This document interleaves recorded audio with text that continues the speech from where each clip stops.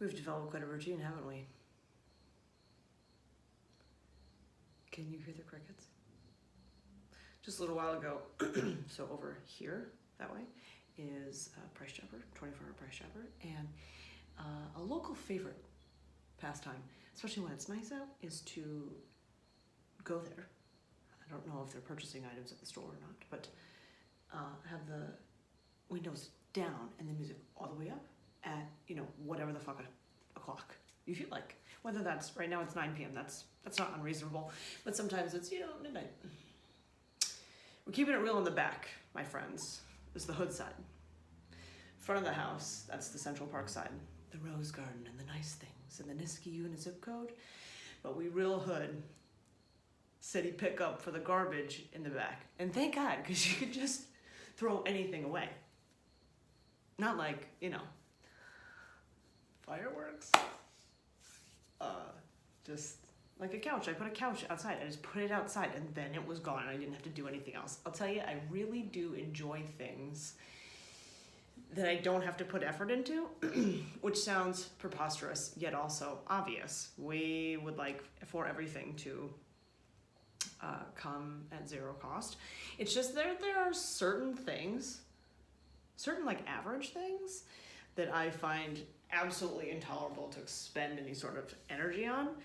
Things such as any kind of car maintenance.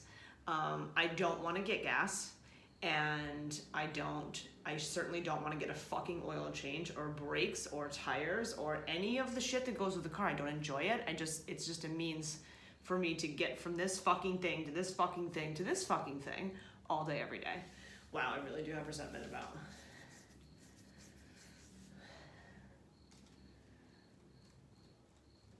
money. Ugh.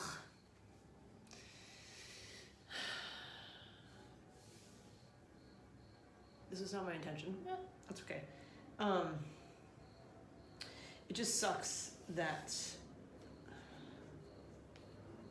as a person who struggles with airplanes, no, I do, anxiety, depression, I'm in mental illness, which I don't know what the percent of the population also does, so I'm not special, which is why I say these things out loud, because I know I'm so not special that a majority of you, if you're still listening, you relate to, or you can find somebody who you think feels that same way.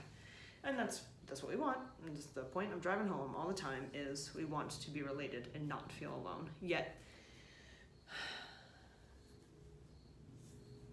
when I feel depleted, that's all I want to do is be alone. Because maybe, did I already talk about this? I don't know. I definitely had this conversation. I don't know if it was on here. We'll say it again. So my job is yoga. It's my full-time job. That's the thing that is the biggest focus. And I've been doing that for, I don't know, however many years, 7 or 8 or something. Holy shit.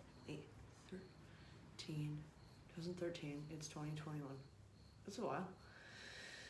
But really not that long. Anyway, I got 1,000 fucking black fly bites yesterday, and now they're all like matte, and my neck looks like I have a disease. It's not like open wounds quite yet because I haven't clawed my skin off. Let's bring it home. Not home. We are far from home, my friends. We are far from home. Bring it back to what I was talking about. My profession is yoga. I also coach CrossFit. Both things involve getting a message across to a person in their body. That sounds kind of easy, but sometimes it's not. If you are disconnected from your body, so your head, all the way up here, this thing, right, is its own entity. That's the you up here. And then there's a you, the rest of you, all down here. All the vital organs, your aches, your pains, your successes, your all I can think of is like big fat frowny face, like, oh, this really hurts. I'm pretty sore today. That's a separate thing, the physical body.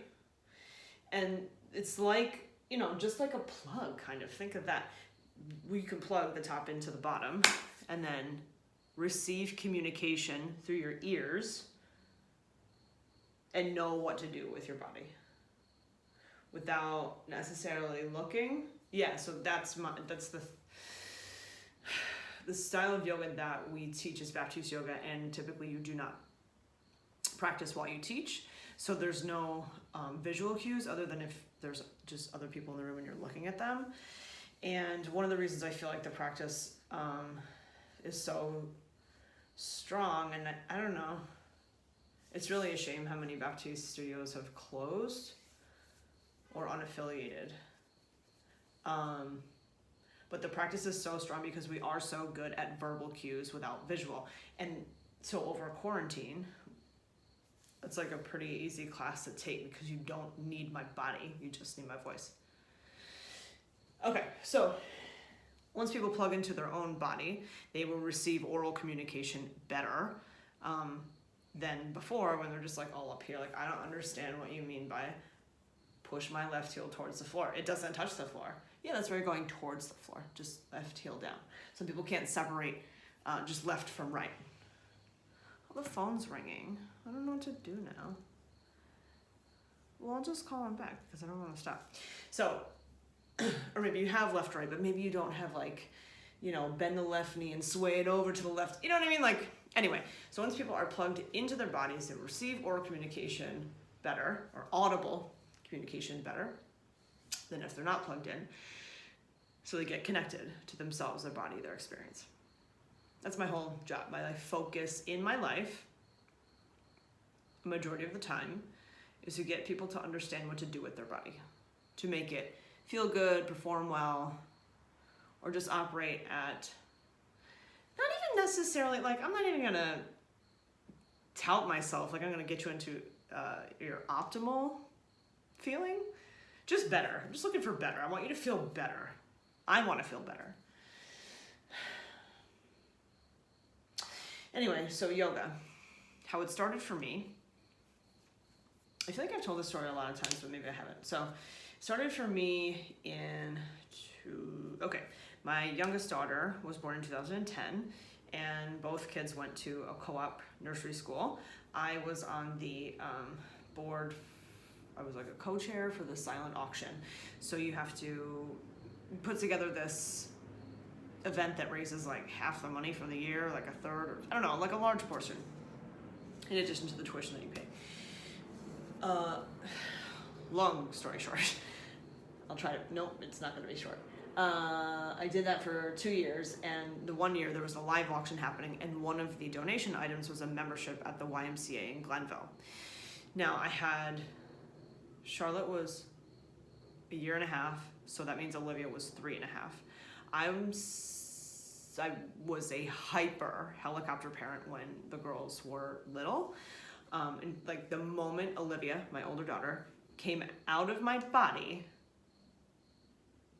I immediately had like separation anxiety. I like wouldn't even, Ian would say like, do you want me to change your diaper? I'm like, no, I got it. And part of it is because I do like to control things, but I just was so, like, this is the most precious egg in all the lands, and I have to take care of it and make sure that it doesn't like fall down and die. Just every day, please don't die. And then you worry less about that and less about that and less about that, and then it's like, okay, well, just please don't end up a dick, etc. Anyway, the kids were really little. I never left them. So I didn't want anybody to babysit. We never went out, like never, just never. If the kids can't come, I'm not coming. And also I don't want to come anyway. I just want to stay with them. But after, I think like I was in pretty good shape when we got married. I gained a little bit, then I had a kid, then I had a miscarriage, then I gained a little more, then I had another kid. And I was like, had been sharing my body with other beings for, you know, like a lot of years straight, like pregnancy, breastfeeding, got pregnant and breastfed till Oh my God, what am I telling you this? Olivia was 17 months old, and I was 17 weeks pregnant when she self-weaned. And so then, like, still sharing my body all the time, pregnant, gave birth, and then Charlotte nursed for 2 years. That sounds weird when you say it out loud, and I never thought that I would be somebody to do that because it sounded like it was gross. But obviously, you know, I'm a mammal, and that's what's supposed to be done. And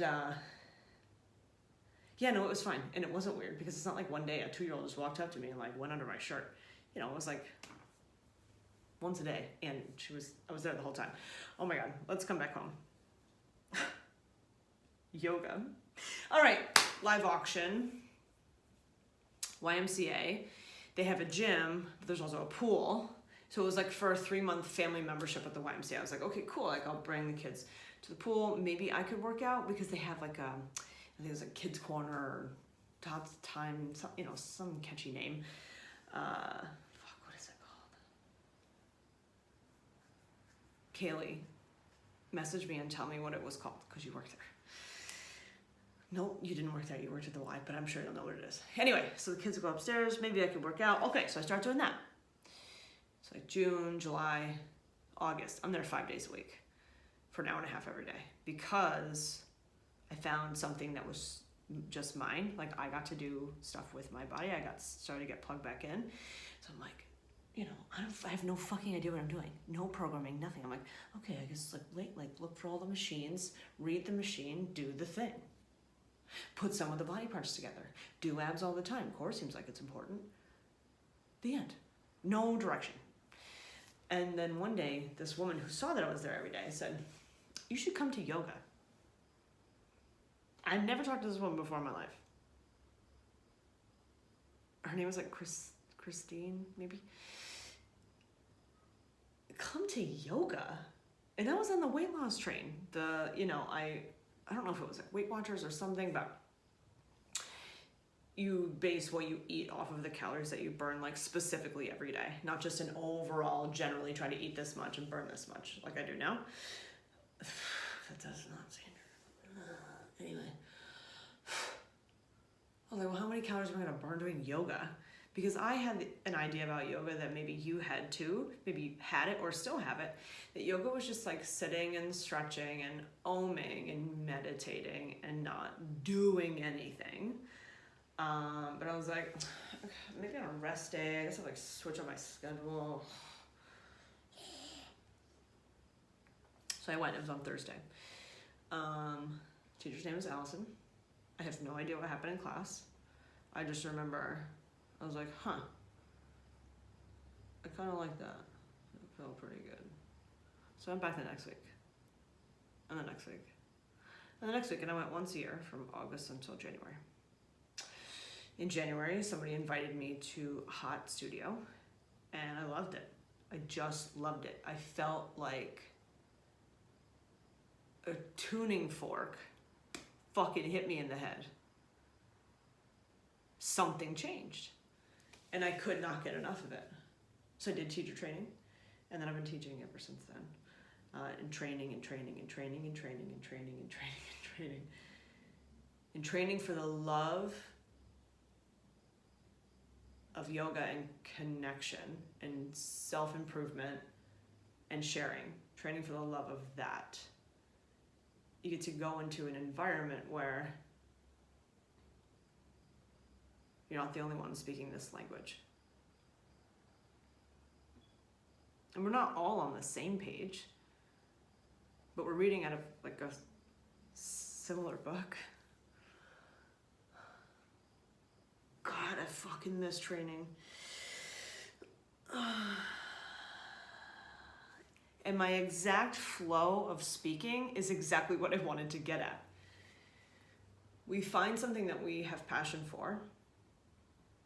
Those of us that are driven and like doing all the time, and it doesn't have to be physical. You don't have to be working out all the time. That just might be my thing, but it doesn't have to be your thing. Maybe you're like grinding out your fucking chores every day. Like I have to do this. The kids' backpacks have to look like this, the shoes this, the sweeping of this, the car maintenance of that. It could be, chore type stuff. What else? I wrote things down. Oh, running, work, the gym. Maybe it is physical and you're like, I have to go. Man, I see athletes like that, and it makes me like especially at the place, I'm not gonna talk shit about a different place, where it's just like they go for the grind and to just be crushed, their soul crushed, like a box of wine.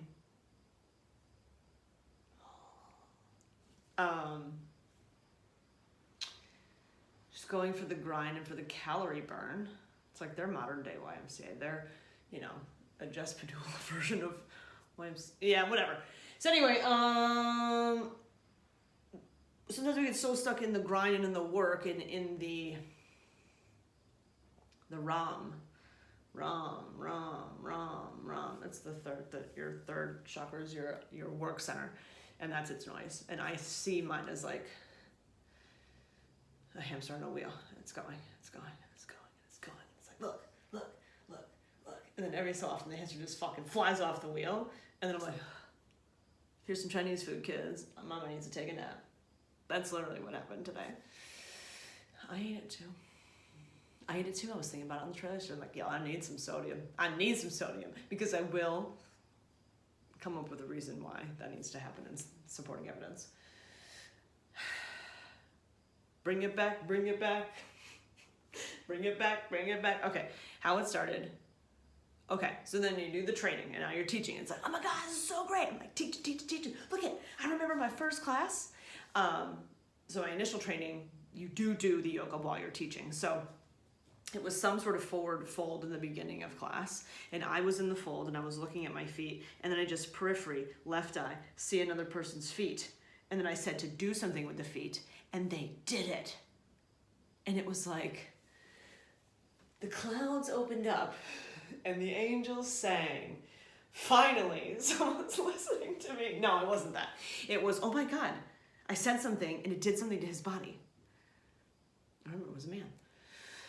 And it just, I don't know, felt really cool to have that connection. So not only did I get access to my body and love that, I got to give access, like other people access to their own body. Like, hey, look at, you just didn't go, it's this door over here. See, like when you point somebody in the right direction, where's the bathroom? Oh, it's not that one, it's this door. I didn't make the bathroom or the thing that you're seeking. I could just give you some directions as to, that door might work. Which leads some people, do I want to preface this? No, I don't. To think or to suggest to me, it has been suggested to me by several different people. So if you think like, oh my God, she's talking about me, I'm not. But I also am. That I should be a life coach? I don't think that's a real thing. I mean, it's a real thing. Sure. It's not something I would feel morally sound in doing for money. Because who the fuck am I?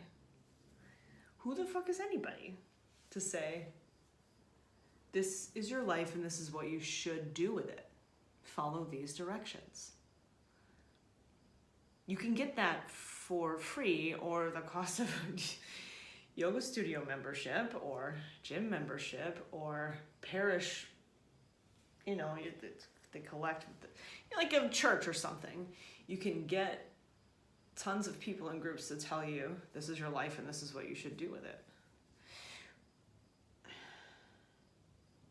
And so I think for some people, it's about the accountability. Like, if I pay someone, which is why life coaches charge an astronomical amount of money, because people will place, it's like placing financial value on how bad you want it.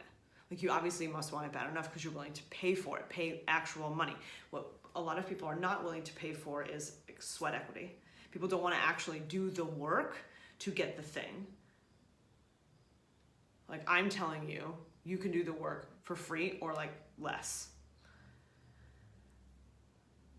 It's like plastic surgery. Don't even get me wrong. Plastic surgery, I'm for it. If I could, I'd cut the skin off of my stomach, Like all of it. All of it. That's it. Previously, I would have maybe tried to do something with the fun bags, but I really don't care anymore. I wish they would just flatten out and go away. Bras are stupid. Interesting turn. Okay. I don't want to be a life coach. That's not something that feels authentic to me. Yeah, no offense. Thanks for your suggestion. I like when people suggest things to me because it shows that there's like an interest and a level of care. It's a human connection, which is fucking great. Fucking great, man. Because nobody's saying anything disparaging, nothing negative. Because that's not the vibe that's going on here. We don't do negative shit. Which is why I will correct people when they say, especially at yoga, that I yell at them. And like, I don't know, a bunch of you just went like, oh my God, she's talking about me. Yeah, I'm fucking talking about you. All y'all motherfuckers who say I yell at you, and then I turn and look at you and say, if I was yelling at you, you would know. I'm just encouraging you with a loud voice. Some people will like actually yell and mean bad things. That kind of hatred, man, it poisons you. It poisons you. So we got to cycle back to why we're doing anything in the first place. Go from being on autopilot, doing the things all the time, to being a present pilot. Just fly your own plane. Yeah. Good night.